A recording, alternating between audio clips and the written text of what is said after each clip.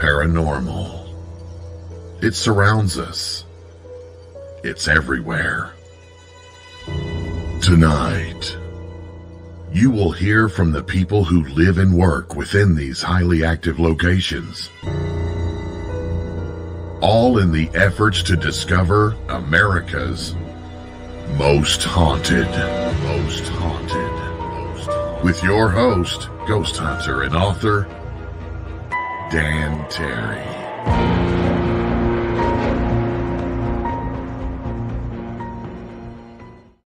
Good evening, boys and ghouls. I am Dan Terry, your ghost host with the most haunted.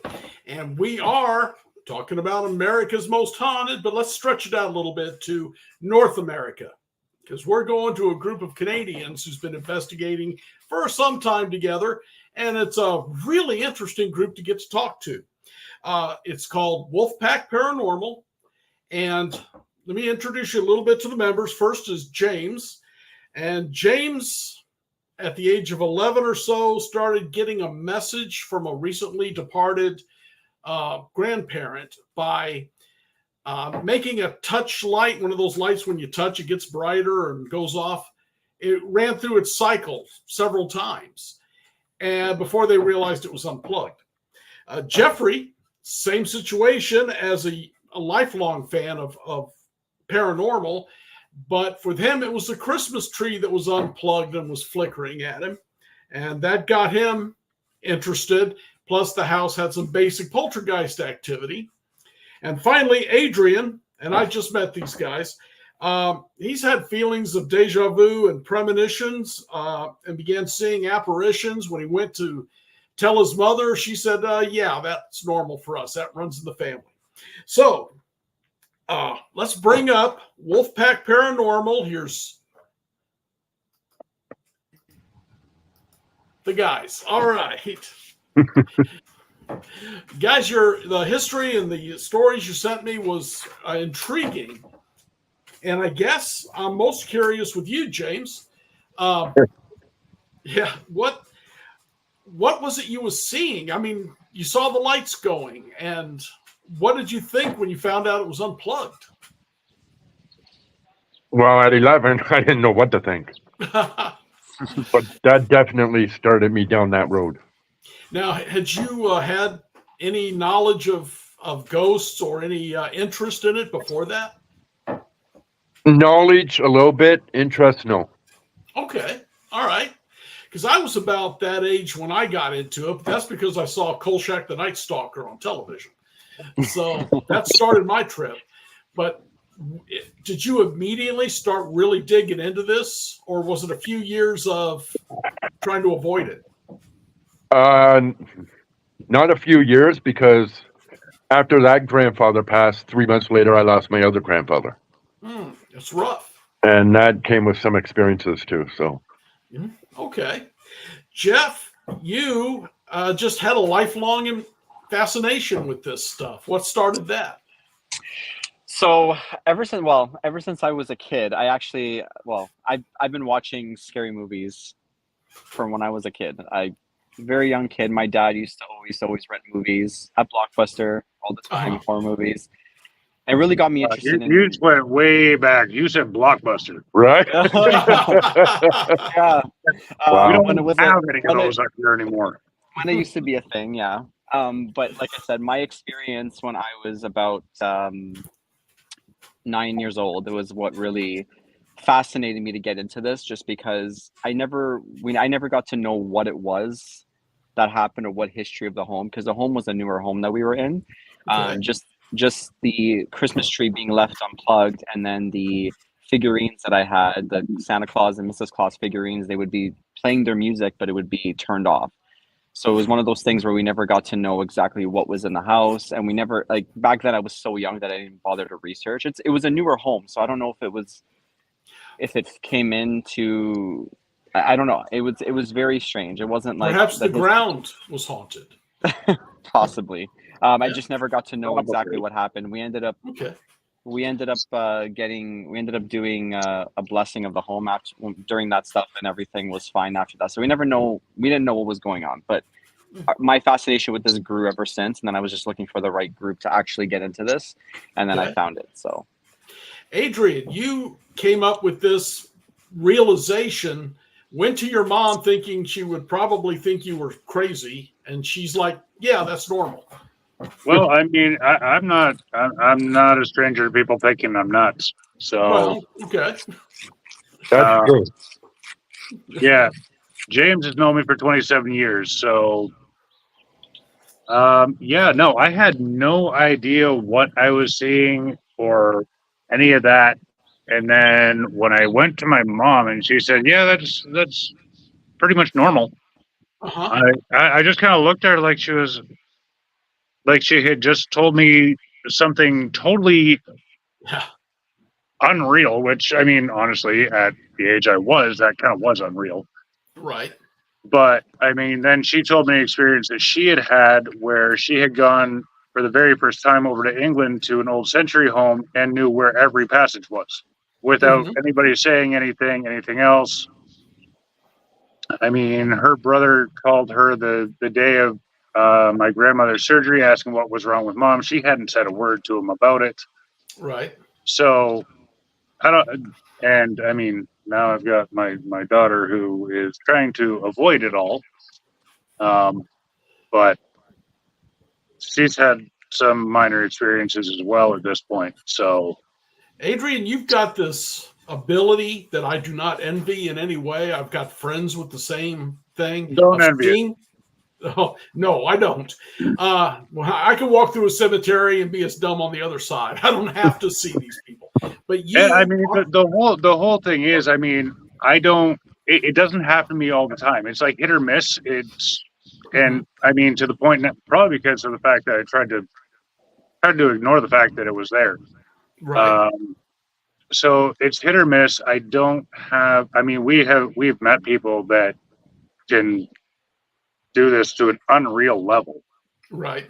But mine is hit or miss. It seems to be kind of, as I say, like it happens from time to time. It doesn't happen every time.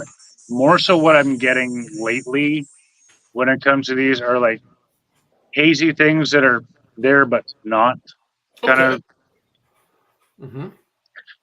Well, I had a friend of mine, and I'd ghost hunted with her for years. Got her on here as a guest, and she's telling me about the people standing behind me in this room, which, that's a little... It's a little unnerving, isn't it? It is unnerving. It's a perfect word. I was looking for that. Yeah. Yeah, it's a little unnerving. One of the told me stuff gentlemen... she shouldn't have known. Yeah, one of the gentlemen that we have formed a partnership with, because we actually have an international partnership now as well. Right. With Kings of Queens Paranormal, and yeah, so he's done that to all three of us at this point. Yeah, some things I'd rather not know.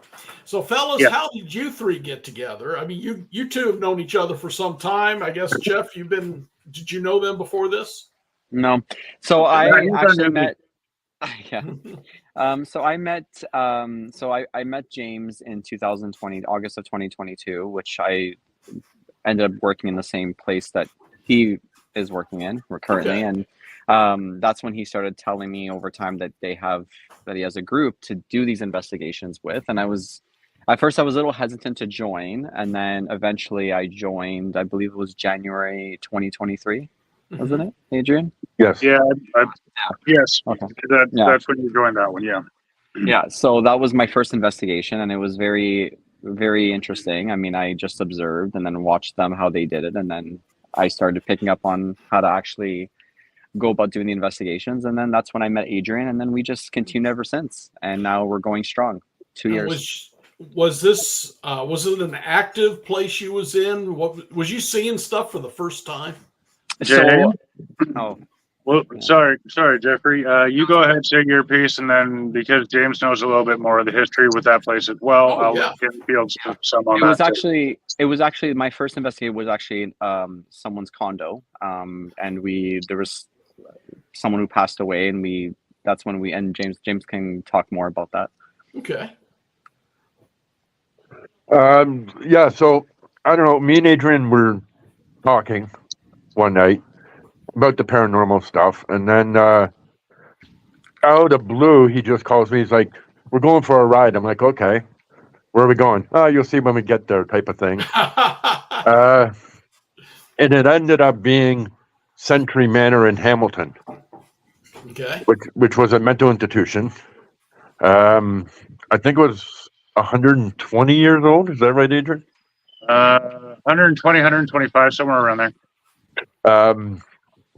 And there was reports of a fire there, people jumping out of windows, not treated very well, like you get at all those places. And then on the way back from there, we were still talking about it. That's when we only had. I don't even think we had anything at that point, did we?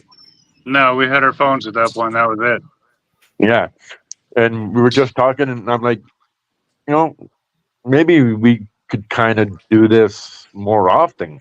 Mm-hmm. Maybe get something going in this, and then we started doing it. Great. So, James, can you speak more to the condo that we did when Geoffrey joined us as well? So, one of the residents, who is one of my favorite residents, actually, her fiance ended up drowning in the building's pool. Ooh. So she used to tell me that, she used to come down and ask me for help because he either fell or, he slipped on something. And unfortunately, we're not allowed to do that.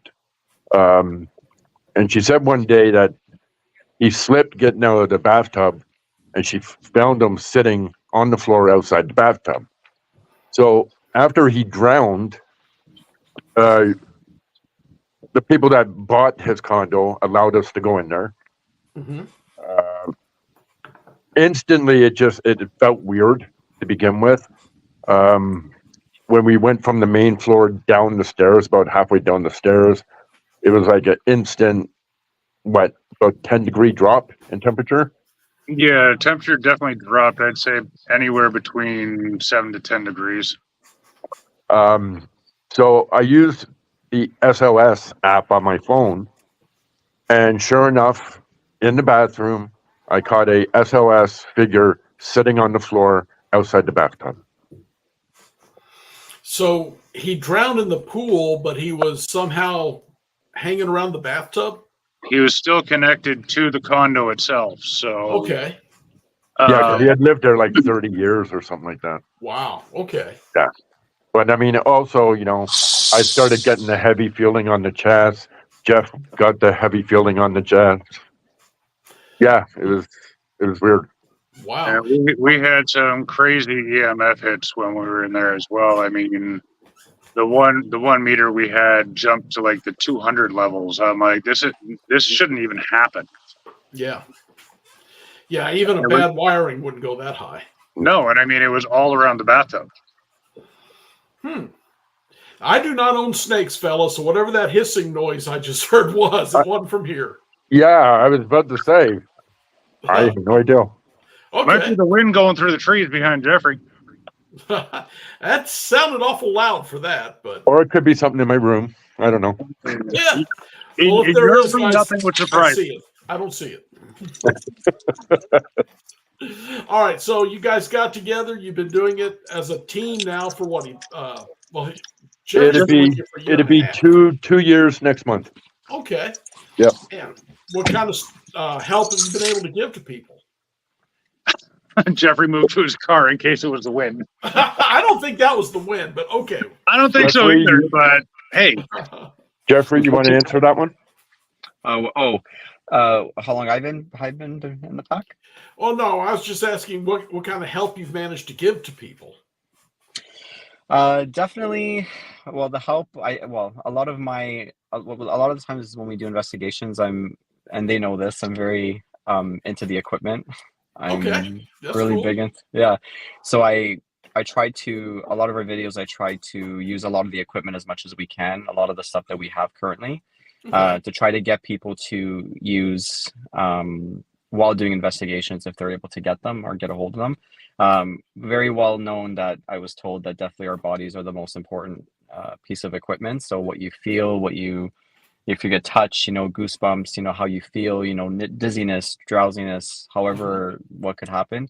The equipment really does help with that level of investigations. And I think that's, because some pieces of equipment are a little bit more difficult to use than others. So in the videos, I try to use all of them, or we try to use all of them so people who see it can actually, go from there. All right. What is your favorite piece of equipment, Jeff? Ovilus. Yes. I had an Ovilus 1. It was awesome. Yeah, we got the Ovilus 5 because I've just been eyeing it the moment that it was released. Checking it every day. Yeah. So at least twice. It's definitely, I would definitely say it's probably the second most important piece of equipment that you can have, just because of the fact that you can actually see where it's coming through. Can you shut the door, man? Okay. So it's a very good piece. Myself, I favor dowsing rods and a K2 meter working together. But what about you, Adrian? What kind of equipment do you prefer? What he prefers or what likes him? Either way. Yeah, there's a big difference between the two. Okay. I'm good with just with a camera and a voice recorder personally. Okay, sure. Because we've had some weird hits on the voice recorder in places like we actually did London Psychiatric Hospital after it had closed down, and I was a floor below you, James? I think so. Yeah. Yeah. So I was a floor and an entire hallway away from James, and all of a sudden I just hear this thud above my head, and so I ended up radioing James. I'm like, where are you upstairs? I know you're a floor above me, but where? He was way down the other end. Okay. So I just asked him, like, can you do that again? And I got a second one. I'm like, okay. And I went back through the voice recorder, and it did actually pick them up. It didn't sound nearly as loud as when I heard it with my own ears, but now, speaking to the part where James said what likes him, our music box really seems to have taken a liking to me. Okay. A little too much. Yeah, it's kind of gone on obsession at this point. This is intriguing.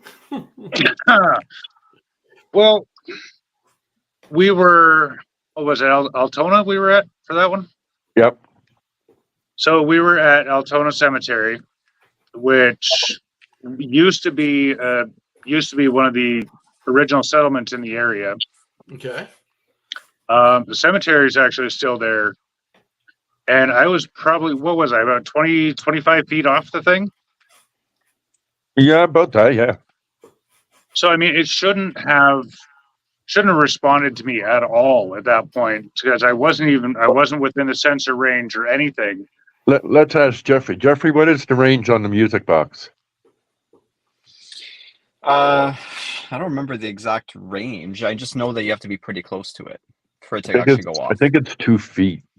Yeah, I just know that you have to be pretty close to it. So it's one of those things where that it's not just anything that can set it off. You have to literally, so if it goes off, I know that dust particles can set it off, but in most cases, if it goes off, then there's definitely something there, just because you have to be within range, probably about this much. Okay. And you were 20-some feet away from it. Yeah, I was anywhere between 20 and 25 feet away from it, and I also had a gravestone in between us. So, so the two gentlemen have been trying to get this thing to start up, asking questions, play the music if you're here. I walked over. I'm, as I say, 25 feet away. I'm like, you just play the music. Music starts up. Whoa. And then, okay, that's enough. Music stops. Love when that happens. All right, let me throw And so this one James out. looks over at me. James looks over at me. He's like, "Do that again." I'm like, "All right, fine. I'll do it again." I did the same thing again, same results. I'm like, "This is not exactly normal because I am way too far away for this thing to respond. The other two are actually behind it, so there's no way that they're in front of the sensor." Uh-huh. And it would just start and stop anytime I asked it to. I was like, I don't get this. And it's happened in other locations as well. It happened at Camp 30.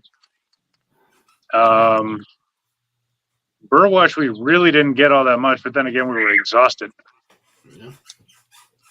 Yeah. Where else? It did that at Palmer House too, didn't it, James? I'm not sure. I don't know. I don't think we use it at Palmer House. Well, Adrian, let me throw this one out. Is there something attached to you that likes to come through that particular type of machine? Well, I think I've hit a nerve here, guys. no, you haven't hit it. You haven't hit a nerve. I've just been informed because the problem is, if it's something to do with me, I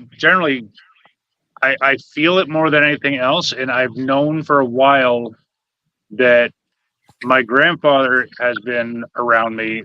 I didn't realize my grandmother was around me. Okay.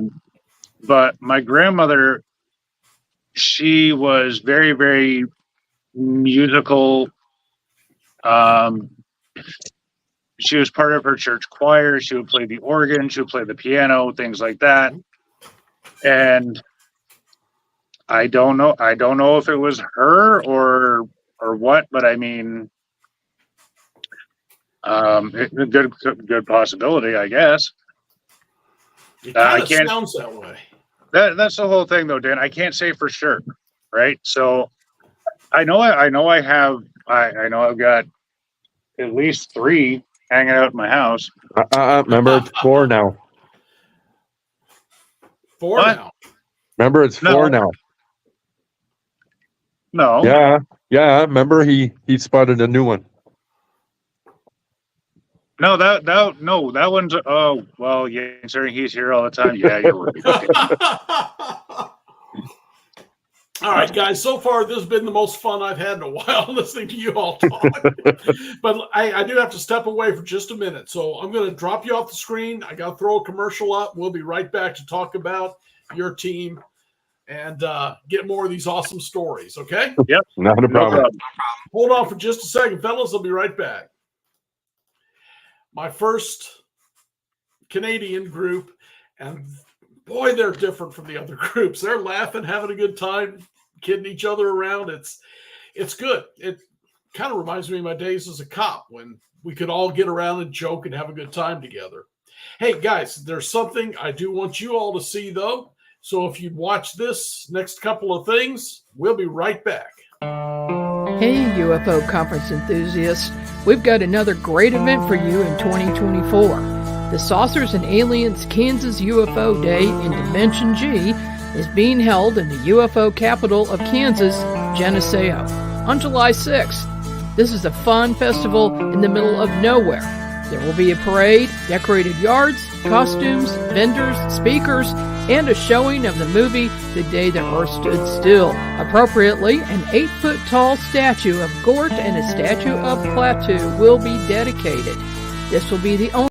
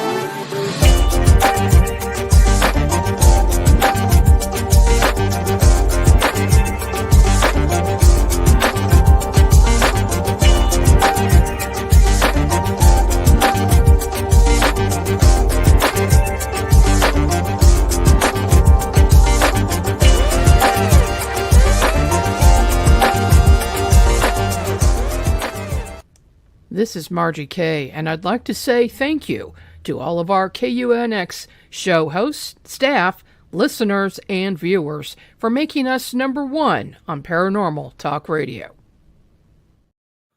All right, friends, we got to talk a little bit at the end of the show, as I always do, about joining the UNX network. So much free stuff here, the magazines, the blog, the newsletter, and, of course, the UNX XCon, which we'll be holding again this year in Springfield, Missouri. We'll be talking about that at the time. Just something to keep in mind. And again, I'll bring more facts about that at the end of the show. But I want to get back to my friends out of Canada now, because these guys have been a blast. So we've got James, Jeff, and Adrian's back. All right, guys, we were talking about the attachments Adrian has and how they like to play with him with the music box. What other experiences have you all had as a team? Oh, James, since we're on attachments. Uh-oh. Well, I got a few for sure. But what Adrian's referring to was a demonic one. Oh, that's not good. Well, No. we don't know whether or not it was demonic, but it was definitely not very happy. Okay. So we did a location called Sidbrook.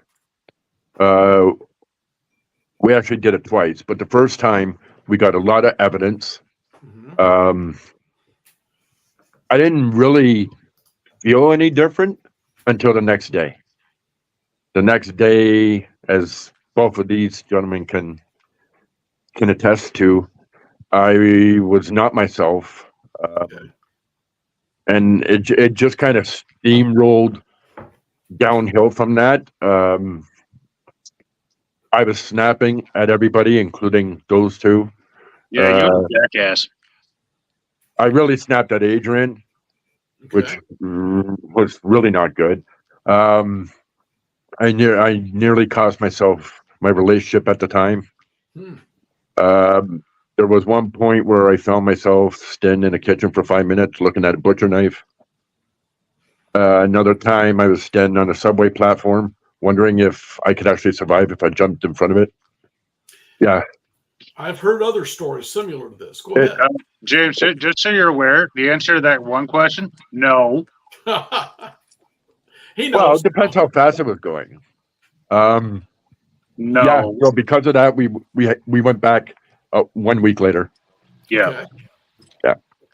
So did you ever figure out exactly what was going on, why you were feeling that way? No, but it was like a completely different me, apparently. But then it stayed wherever you went back Yeah. to. Yeah, we went back to Sidbrook because it was becoming very, very concerning. Okay. And so we went back there. I don't have that one up yet. That's actually the next one I'm putting up. However, it was a totally different feel to the investigation because of the fact that James was completely out of sorts. Okay. It was kind of, honestly, it was kind of like he kind of went off on like his one-man team kind of show for a little bit there. And I mean, he's got to do what he's got to do to deal with his own stuff, and I get that. But it was also, Geoffrey, correct me if I'm wrong, but it was not then that we started having all the equipment issues?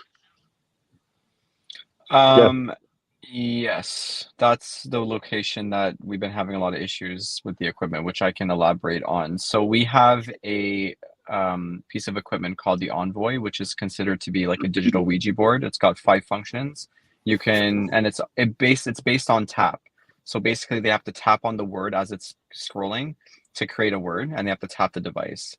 Second one is like a yes and no function, which acts as like a Flux 2 device, which is like a prism, which gives us the yes and no questions. Okay. And then they also have a happy, like an emotion section where, you know, how they're feeling, if they're feeling happy, sad, angry. And then there's a number function, and then there's the temperature section, which is the very end. Basically what would happen was we barely got to use it because we weren't really getting much on it. So when we used it there, which I was using it in a specific room in that location, we noticed that it was being manipulated. We would turn it to the function of the Ouija board, the digital Ouija board, and it was being changed to the yes and no function without the dial being turned. Okay. And that was at first I thought maybe there was something wrong with the equipment. So then when we watched Sam and Colby's video, they actually had the same issue. So I knew it wasn't something to do with the equipment. It was something was manipulating it. And ever since that location, we've been noticing a lot of interesting things happen with the equipment. Like it would just, like we have a dead bell that we recently got from Ghost Stop. They basically, it was working fine the first while, and then afterwards it started, we would turn it on, and then it would keep warming, like it would keep ringing and it wouldn't stop. And then eventually it would just stop for 5 minutes and then continue again, or it would raise up without us touching the knob. So we don't know exactly so we don't know exactly what's going on with our equipment. We've noticed that a lot of issues, even with the radios too, because our radios never really affected the REM pods or anything that we used before. And then after Sidbrook was when we noticed the equipment being touched. Like as soon as we used the radios, the REM pods would go off, which is but not all the time. Not all the time, but sometimes. Yeah. James, do you think something was trying to possess you?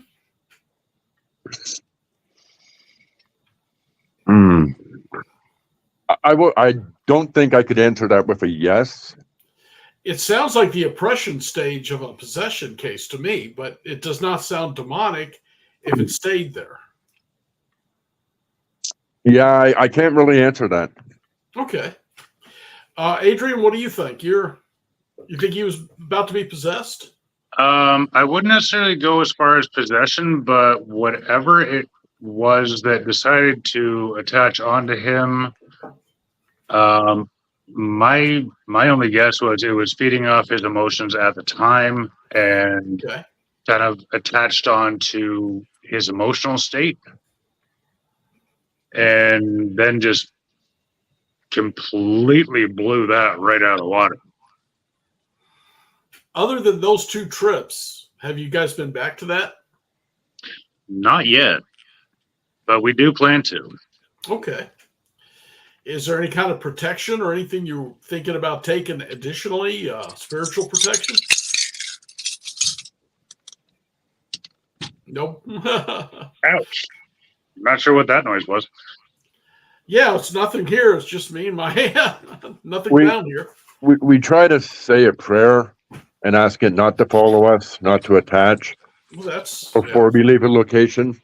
But that doesn't always work, because I think we did that the first time we went to Sidbrook, didn't we? We did. And it didn't work. There's something there that has always worked for me. I've never had one come back with me if I told it could not come back with me. So it's kind of wild. That's, if you figure anything out, let me know, because I'm going to be thinking on that one for a while. It was actually one of the locations where we got a lot of evidence. Yeah. And your evidence is on YouTube and available for folks, right? That's correct. Okay. Well, you may get some people checking it out. Dan, I just wanted to ask quickly, how's Race doing at the moment? Health-wise, doing much better. He's home. He's lost, I forgot, like 70 or 80 pounds now, which he's trying. It's what he's trying. Okay. And he's doing really, really good right now. So appreciate the thought. Yeah. Well, I mean, that kind of thing can be trying for anybody. And I'm sure you guys are really, really close. So I just wanted to make sure that he was doing okay and that everybody's doing all right with that. So now, Race, before he went to work for Onyx Network, was a UFO guy.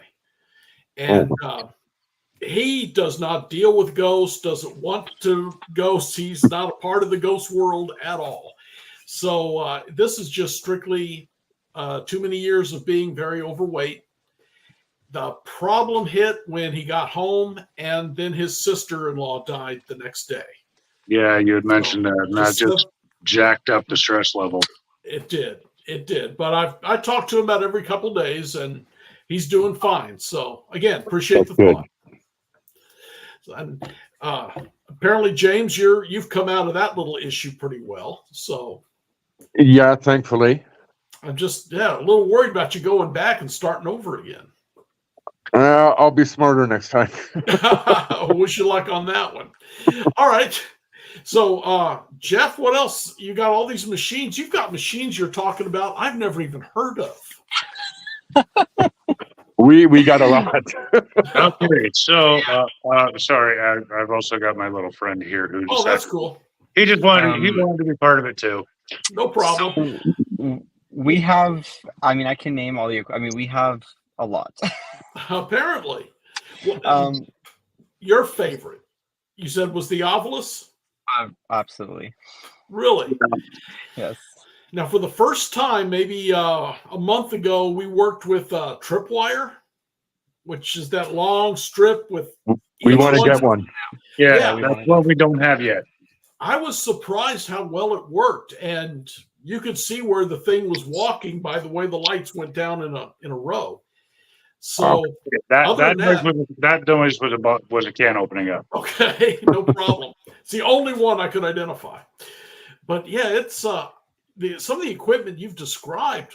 Again, never even heard of it, let alone seen it operate. SLS is the most recent thing I've worked with, and that Tripwire. Yeah, so we have so we have quite a few. So one of our favorites, one of my, aside from the Ovilus, is the Flux 2 device, which is a prism. There's two lights, so the left side is green, right side is red. So basically whoever we're trying to communicate with would actually use their energy to flick on each side to say yes or no. So red would be no, green is yes. We've got two of those. We also have the casket music box, which is Adrian's favorite because it loves Adrian. We know that. I wouldn't say it's my favorite, but I'm its favorite. We also have two of those. We actually have one that was made with our logo on it. That we have as well. We've got. I had that one done by Cody Sharp of the Sharper Side of Paranormal. So okay. We've got 4 REM pods. We've got a Mel meter device, which acts as a REM pod and an EMF detector as well. And we have a bunch of flashlights. We've got UV flashlights. We've got the twistable ones that were gifted to us by Kings and Queens to help yes or no as well. We've got a SB11, which is a spirit box. I've got one of those, yeah. And we also have the SB7 Pro, which is another spirit box. Okay. We've got the Envoy. We've got another favorite of mine, which is the Boo Buddy Bear, which is basically a bear that basically asks questions, and basically whatever's around it, we would put a voice recorder beside it, and it would answer the questions through the voice recorder.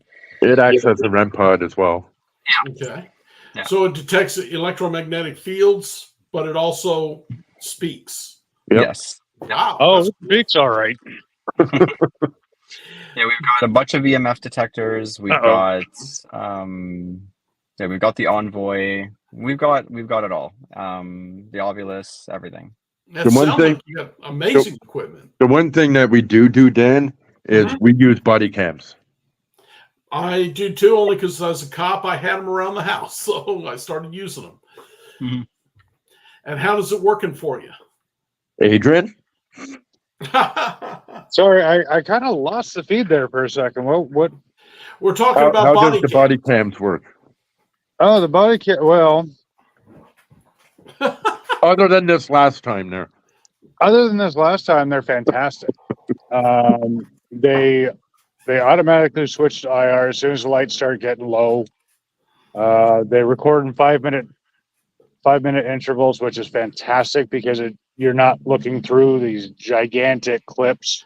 Right. You can go 5 minutes at a time, and you can go through that a whole lot more carefully than looking at something that's 2 hours long going, oh my God.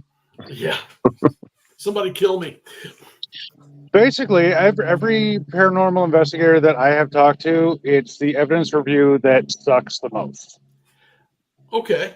Which one of you has somebody singing in the background? Oh, I got a plane going overhead. Okay. All right. Damn, I thought I caught something there.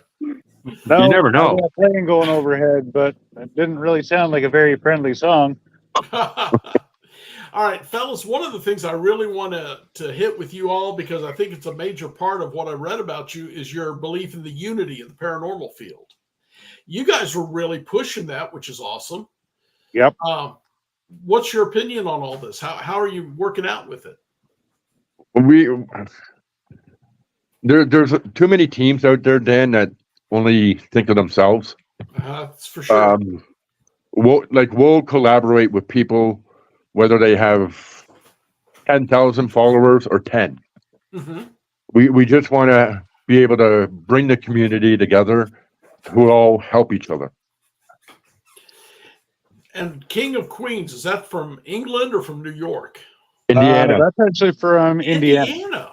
Yeah. Well, there's one I would have expected. Okay, so you're reaching down into this country as well. Oh yeah, and as I say, like we actually in the spirit of ParaUnity, David and Samantha, who are the owners of Kings and Queens, they're also very big into the ParaUnity as well. Okay. So the partnership is as big a show of ParaUnity that you can possibly have right now, because it's an international thing. Mm-hmm. So basically what it is Kings and Queens still has their investigations that they do as Kings and Queens. We still have ours that we do as Wolfpack Paranormal. Right. But when we do one together, we're under a totally new banner of Wolf Royalty Paranormal.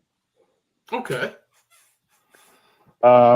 There is also a group on Facebook called Paranormal Pen Pals Worldwide, which was started by the group was created by Jason Lassiter of Get That Ghost Tennessee. I'm a member, yeah, Yep. of the Facebook page. Yeah. So we have there are now 9 separate chat groups in there as well, and we're trying to cover as much as we possibly can to connect as many people as possible. Mm-hmm. We have one chat for bullying, because I know it's unfortunately a huge thing in this field. People get nasty about things a lot. We have networking, we have a memorabilia share, a currency share, a podcast hub. We've created an authors hub as well.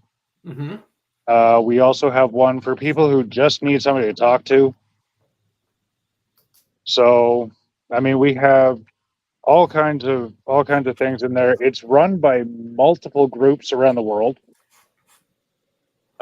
We have, I think, 5 teams out of the US, 5 teams out of Canada, 5 or 6 out of the UK, 1 or 2 out of Scotland. We have a Hungarian team, and we also have Spooky Japan podcast is also helping out with that as well. Wow. And we In case also you haven't have, noticed, Dan, he's our social media guy. Okay. that's me. And we also have an Australian group helping out with that as well. So, I mean, I've always been like, ever since this page got started, like our own personal, like our group page, Mm-hmm. rather than pushing ourselves, I went through lists and everything else and found groups with the lowest number of followers. And instead of ignoring those numbers, it was a matter of, okay, you know what? These guys are going to need a bit of a push to get the networking going, to get things moving. So push them ahead. Just give them a shout out. On Wednesdays, I do this giant team dump. Mm-hmm.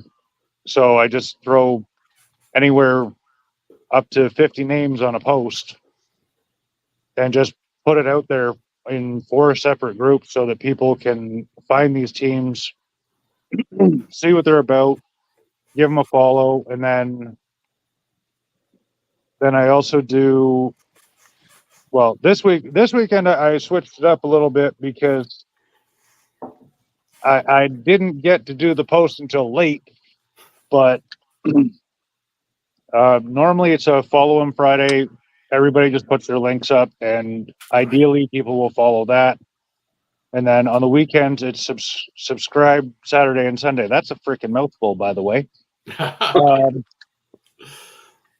And that is more like the YouTube links that I want people to throw up so that people get that following so they can see the evidence, start conversations based on that, network that way as well.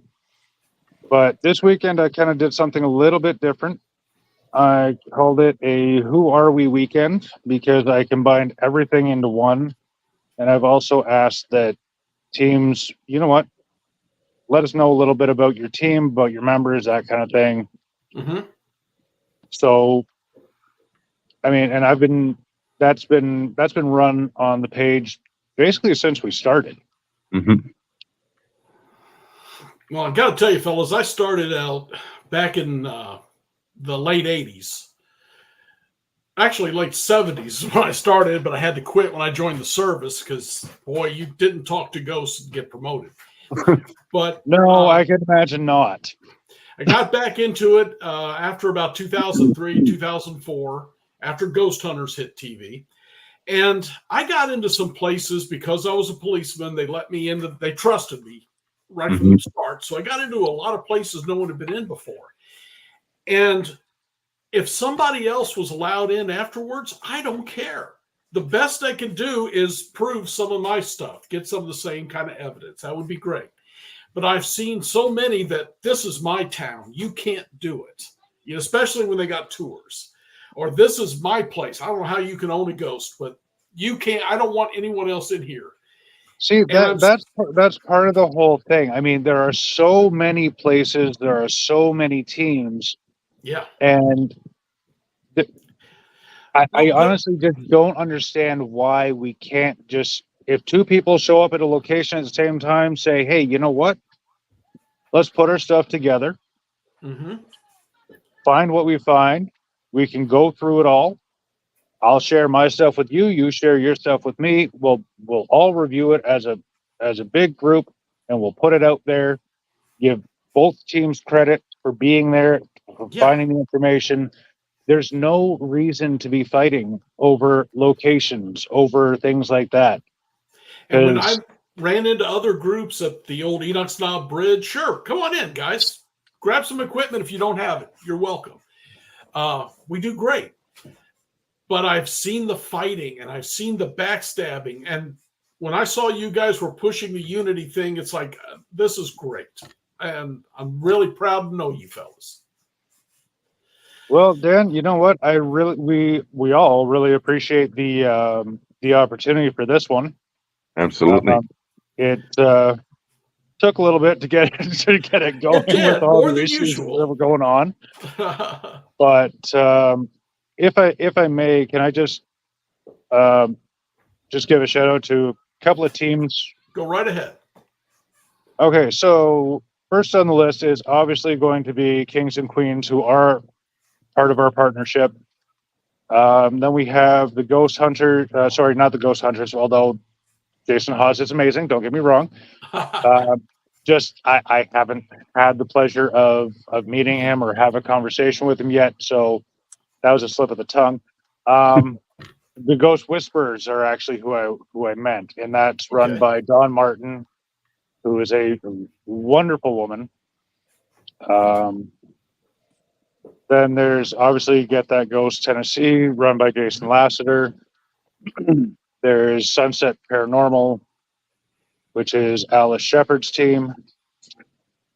They're down in Arizona.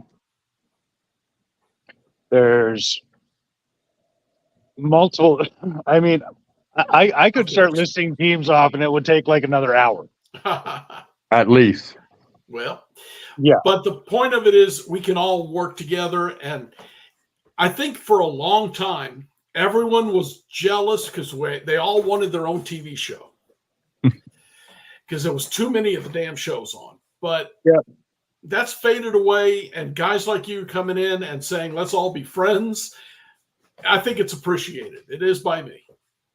Well, and you know what? It's just a matter of we have a paranormal community, so let's treat it like a community. Everybody has their roles, Sure. and everyone is supposed to support and help everybody else out. I agree completely.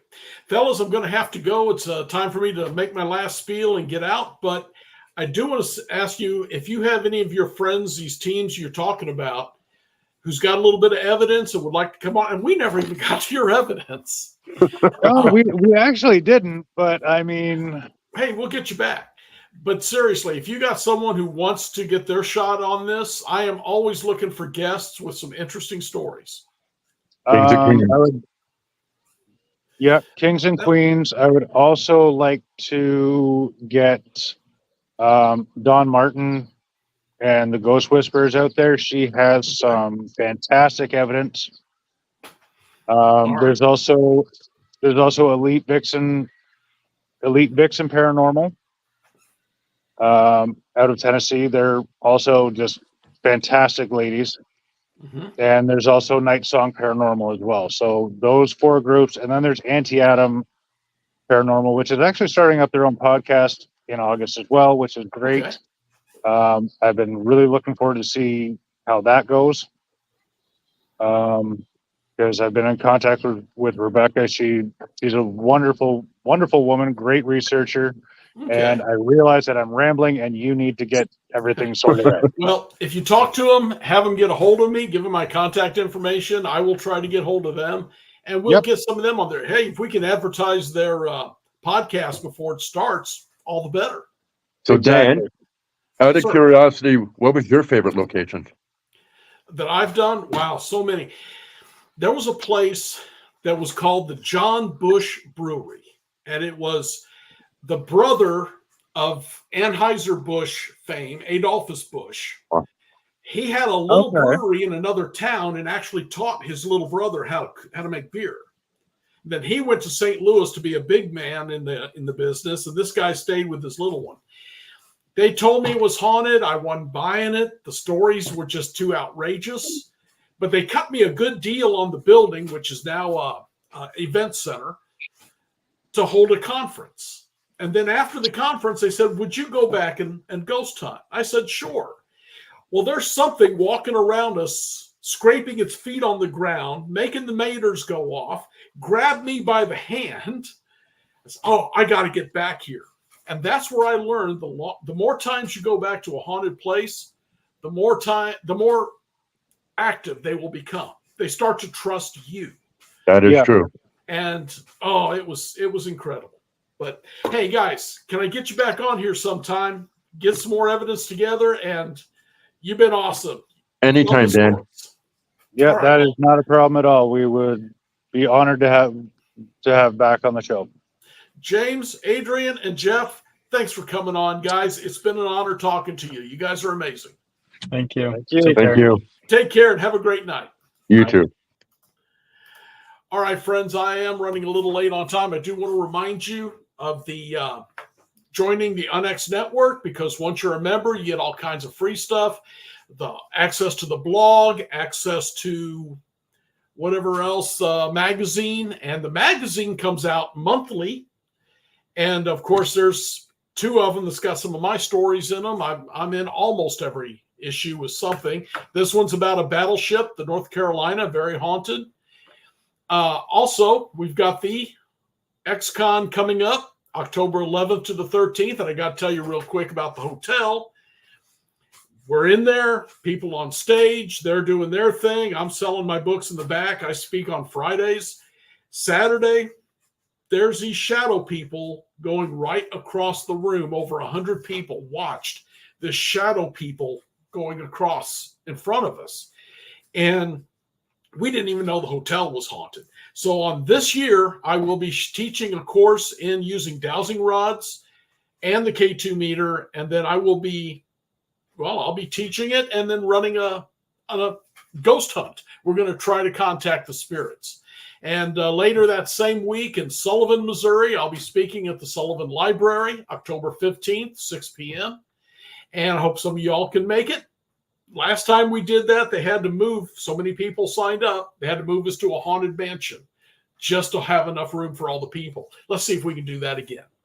Thanks again to the guys from the Wolfpack Paranormal. They were incredible. And I got to respect their thing on Unity. You guys who've been watching me knows I'm always pushing paranormal Unity on the show. I've worked with so many other teams, and they're great. Never had a problem. And I see these guys doing the same thing. Eventually, we're going to come together. It's going to happen. So for these guys, and again, I appreciate them. And for all you good folks who's been watching me, I want you all, most important of everything, to stay spooked. Good night.